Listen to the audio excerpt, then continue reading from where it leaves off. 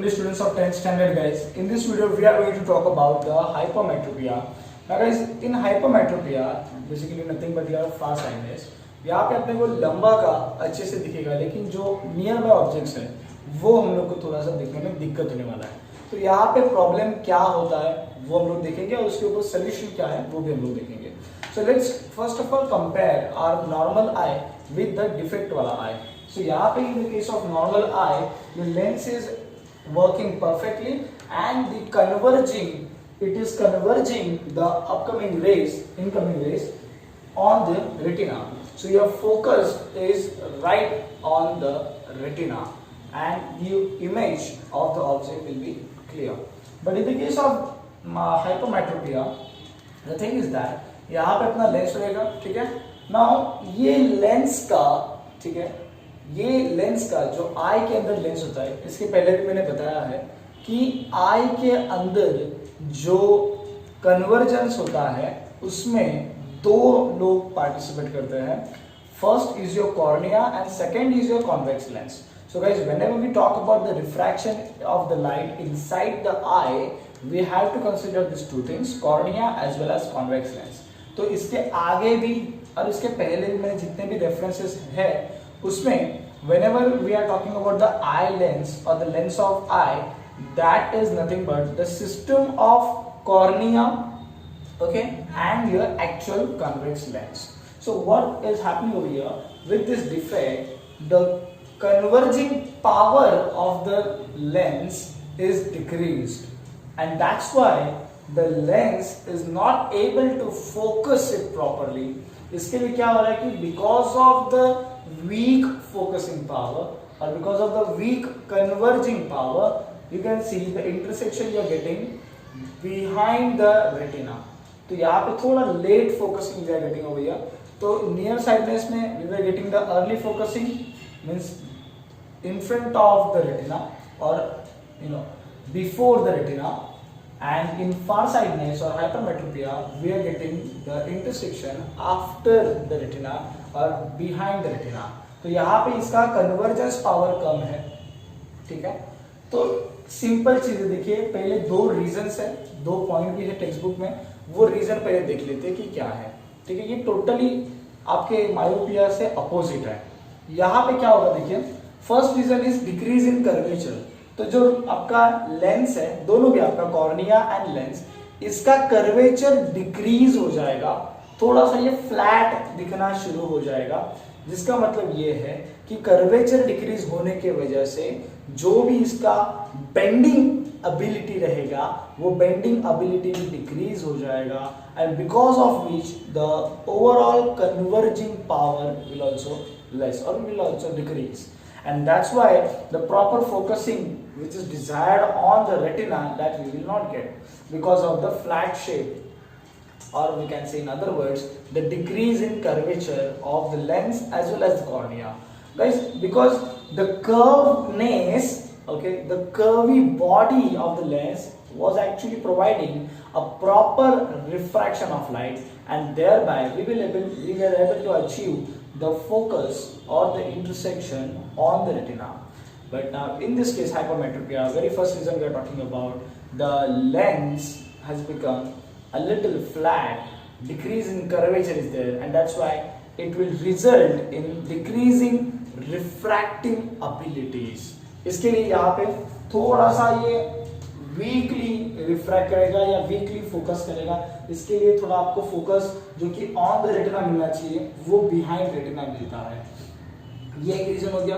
दूसरा रीजन क्या है कि decreasing distance between the lens and the retina. तो ये आपका लेंस है, ये आपका रेटिना है, तो दोनों के बीच में का डिस्टेंस डिक्रीज हो जाएगा, ठीक है. तो डिक्रीज होने की वजह से क्या होगा, एक तो आपके रेज आ रहे थे यहाँ से, ठीक है, तो एक तो पहले आपका लेंस जो है वो फोकस नहीं कर पा रहा था ऑन द रेटिना, ऊपर से डिस्टेंस डिक्रीज हो गया. इसका मतलब आपका इंटरसेक्शन थोड़ा सा लंबा जाके, थोड़ा सा बियॉन्ड रेटिना जाके इंटरसेक्ट करेंगे. So this is your one reason, that decrease in distance between the retina and the lens. तो इंटरसेक्ट होगा जरूर, लेकिन डिस्टेंस ही घट गया है ना, तो रेटिना के परे या रेटिना के beyond you will get the intersection. And दोनों भी केसेस में you are not getting the intersection on the retina but behind the retina. So how to resolve this problem? यहाँ पे बेसिकली ये मेन चीज क्या चल रहा है कि हाइपरमेट्रोपिया में कन्वर्जिंग पावर डिक्रीज हो चुका है.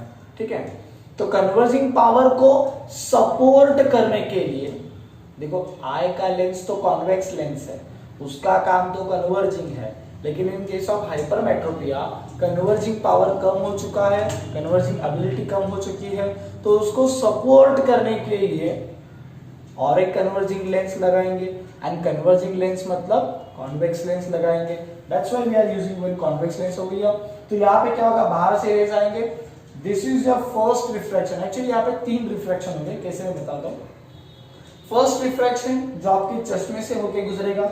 अभी देखिए इस कॉन्वेक्स में इन आने वाले रेस को पहले से ही थोड़ा कन्वर्ज कर दिया है, पहले से ही थोड़ा बेंड कर दिया है. इसका मतलब इस कॉन्वेक्स लेंस ने आगे वाले आई के लेंस का काम कम कर दिया है, आई को हेल्प किया है कि भाई देख मैंने तेरे को इतना तो कन्वर्ज करके दे दिया, अभी आगे का कन्वर्जिंग तू देख ले. सो थोड़ा कन्वर्जिंग सपोर्ट कॉन्वेक्स लेंस से मिलने के बाद the system of cornea and eye lens will now converge the rays properly and you will get the image on the retina. So guys, here was the thing about hypermetropia and how to resolve this problem. So let's have a recall from those both points, myopia and hypermetropia. दोनों भी opposite है, exact opposite बोलेंगे तो भी चलेगा. In reasons also and in the facts also, like कि उसमें होता क्या है. तो नियर साइड में मैं थोड़ा सा एक ब्रीफिंग दे देता हूँ, वापिस से हिंदी में दे देता हूँ. ठीक है, तो भाई नियर साइडनेस मतलब मायोपिया में पास का दिखेगा, दूर का नहीं दिखेगा, और हाइपरमेट्रोपिया में दूर का दिखेगा, पास का नहीं दिखेगा. ये चीज था नियर साइडनेस में या फिर मायोपिया में. ठीक है, मायोपिया में आपका जो आई का लेंस है उसका कन्वर्जिंग कुछ ज्यादा ही इंक्रीज हो चुका है, कुछ ज्यादा ही अननेसेसरी इंक्रीज हो चुका है. दैट्स व्हाई आपको फोकसिंग और आपका इंटरसेक्शन रेटिना से पहले ही मिलता था. फाइन, तो ये एक्स्ट्रा कन्वर्जिंग को कैसे बैलेंस करें? तो एक्स्ट्रा कन्वर्जिंग को बैलेंस करने के लिए उसका अपोजिट प्रोसेस करना पड़ेगा, मतलब डाइवर्ज करना पड़ेगा. इसके लिए मायोपिया में we use the diverging lens. तो डाइवर्जिंग लेंस क्या करेगा कि भाई रुक, तो कुछ डाइवर्जिंग लेंस आई के लेंस को बोलेगा मायोपिया में कि भाई तू थोड़ा सा ज्यादा ही, कुछ थोड़ा ज्यादा ही तू कन्वर्ज कर रहा है. तो मैं ऐसा करता हूं कि पहले से जो रेज आ रहे हैं उसको मैं थोड़ा और डाइवर्ट कर देता हूं. तुझे ज्यादा करना है कन्वर्जिंग, ठीक है कर ले, लेकिन मुझे भी तो इमेज रेटिना पे फॉर्म करनी है. तो what this diverging ray will say to the lens of your eye, keep your high converging power with yourself, okay, and let me diverge the ray first, and then these diverged rays, when they will pass inside yourself with your high extra converging power, you can converge those rays. But here what's happening, your extra converging power is being balanced by my diverging power. तो यहाँ पे convergence will be balanced by divergence. That was the case of myopia. In hypermetropia, what's happening simply, your converging power is decreasing. वहाँ पे कुछ ज्यादा ही increase हुआ था, यहाँ पे hypermetropia में converging power decrease हो रहा है. तो भाई converging power decrease हो रहा है तो उसको support करना पड़ेगा, ना कि उसके opposite करना पड़ेगा. बराबर है. तो converging power decrease हो रहा है तो उसको support कैसे करें? By using another convex lens और another converging lens. ठीक है, तो converging lens, convex lens हम लोगों ने यूज किया. फिर ये क्या बोलेगा इसको कि भाई रुक, तेरे से इतना कन्वर्ज नहीं हो रहा है ना, तो मैं तेरी थोड़ी हेल्प कर देता हूँ. यहाँ से रेज आ रहे थे, मैं देख मैंने थोड़ा सा कन्वर्ज करके दे दिया है, अभी इन रेज को तू अपने हिसाब से कन्वर्ज कर ले. तो एक प्रकार से सहायता की है इस कॉन्वेक्स लेंस ने इस आई के लेंस की या लेंस सिस्टम की, cornea plus lens, and by means of that then your intersection will be forming on the retina. Okay, so this was about your myopia and the hypermetropia, guys. The last part, that is your application part, we will be seeing in the next lecture, and along with one defect is also over there, we will be seeing very soon.